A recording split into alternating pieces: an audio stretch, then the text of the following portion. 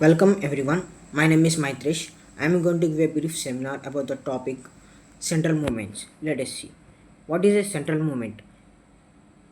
A central movement is a numerical measure used to describe certain properties of a probability density function fx of x dx, fx of x dx, or over the x random variable x.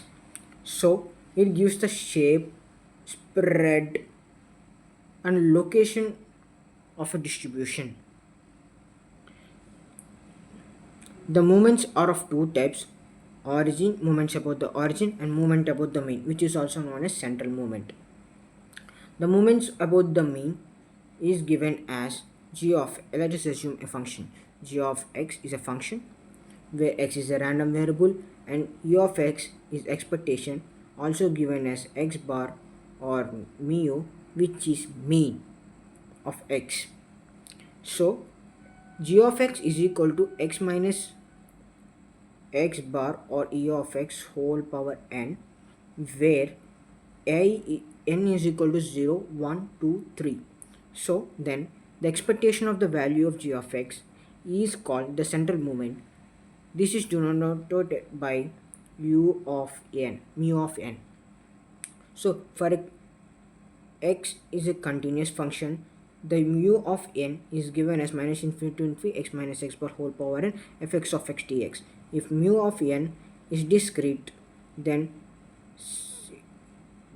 it is given as sigma I is equal to 1 to n x minus xi minus x bar whole power n p of xi.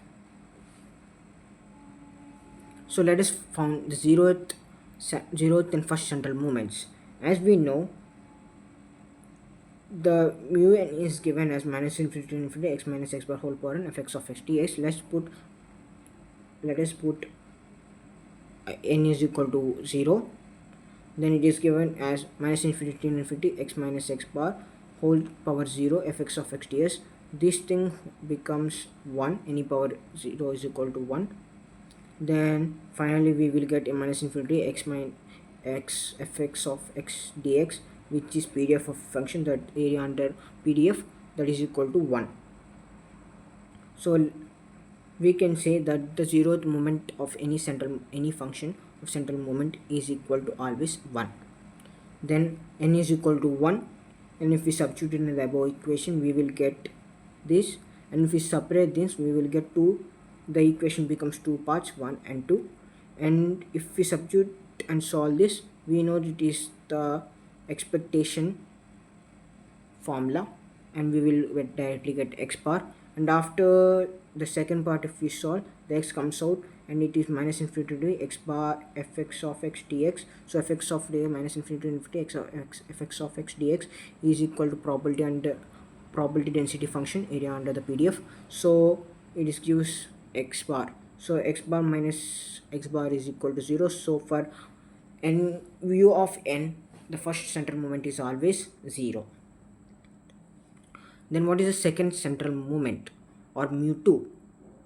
For mu2, for x random variable x continuous, mu2 is given as minus infinity to infinity x minus x bar whole square f of x dx. For a discrete, it is given as sigma I is equal to 1 to n xi minus x bar whole square p of xi. The mu2 value is also called density. The second central moment is also gives variance. It is known as v of x, or it is known as sigma square. So the variance of gives the deviation about the mean, deviation of the random variable x about the mean. It is also given by the formula this: variance of x is equal to e of x minus x bar whole square, or e of x whole square. It is also gives standard deviation is sigma x fx of x minus e of x whole square whole power 1 by 2, or root it is given as. So let us see the graph and estimate. So here the standard deviations about the mean. So we can see the 68% of the deviations mainly occur within the mean. So about the mean, if we take one step left or one step right, the addition or subtraction, the constant is standard deviation. So the standard deviation gives us the spread of the function. So the third central movement. If the random variable x is continuous, the third central movement is given as minus infinity infinity x minus x bar whole cubed fx of x dx. If it is discrete, it is given as sigma I is equal to 1 to n xi minus x bar whole cube p of xi. The third central movement gives the skewness and symmetric of the distribution function. The skewness or symmetry of distribution function is calculated with the help of coefficient of symmetricity. Skewness. Coefficient of skewness. The coefficient of skewness is given as the ratio of third central movement to cube of the standard deviation, or is also given as the ratio of third central movement to the square root of variance whole cube. So let us see few examples. We can observe that the mean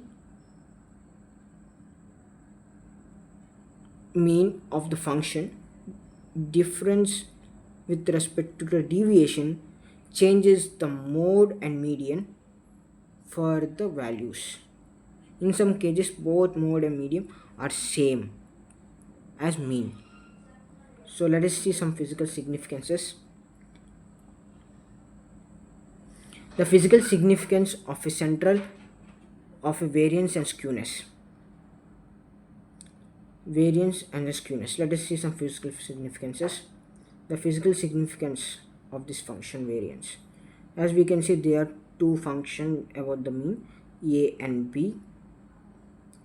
If we see the deviation of a and b with respect to the mu, that is mean, the deviation of a is less than b. So we can say that the spread of a is less than b, hence the accuracy of variance about the a is more accurate when compared to the variance, mean occurred due to the b. So the accuracy of mean is more when compared to a, while the accuracy of mean from b is less due to its more deviating. So the deviation is directly or related to random variable x.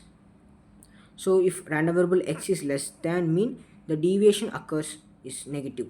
If random variable is more than mean, the deviation occurs is positive. So let us use some properties of skewness.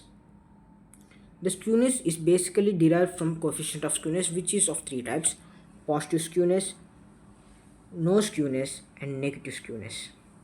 So if the coefficient of skewness is positive skewness, then the deviation occurs on positive side of the function or right side of the function. If it gives negative, it occurs left side of the mean, where this green color line is the mean. So if the coefficient of skewness is equal to 0, then the both side of the mean are symmetrical, so hence the given PDF function is symmetric about the mean. And let us see a problem to understand the variance and skewness of uniform distribution function. So let us find the variance of uniform distribution function. Let us assume the uniform distribution function fx of x ds is equal to minus b 1 by b minus a less than b less than x less than a b. So e of x is given as minus infinity x minus x bar x fx of x dx. So if we substitute the values at the end, we will get a plus b by 2. So remember, mu is equal to a plus b by 2. So next we will find the variance. Variance is equal to integral minus infinity x minus x bar x square fx of ts. If we substitute the values including x bar, that is equal to me, we will get this. And if we verify and solve this, we will get minus a by b whole square by 12. It implies that a and b are placed main roles to find the variance of the given uniform distribution function, or to place a main role in the spread of the uniform distribution function. So let us see. Or we can also conclude that a minus b whole square by 2 by 12 gives very less deviation, hence the function variance is very less deviated, or the spread is very less. So let us see the mu3. Mu3 is given as minus infinity to infinity xi minus x bar whole square fx of x ds. If we substitute the functions, we will get this. And after substituting within the limits, x minus x u is equal to x minus a plus b, then we will get the limits after substituting upper and lower limits. If we substitute upper and lower limits within the integral, we will get these two values. After getting these, if we solve according to the integrals, we will get 0. It implies that the coefficient of skewness 0, hence about the mean deviation, the both sides are equally symmetrical. So let us see the uniform distribution function and find whether the given values are true or not. Here is the uniform distribution function. It is fx of x and random variable x.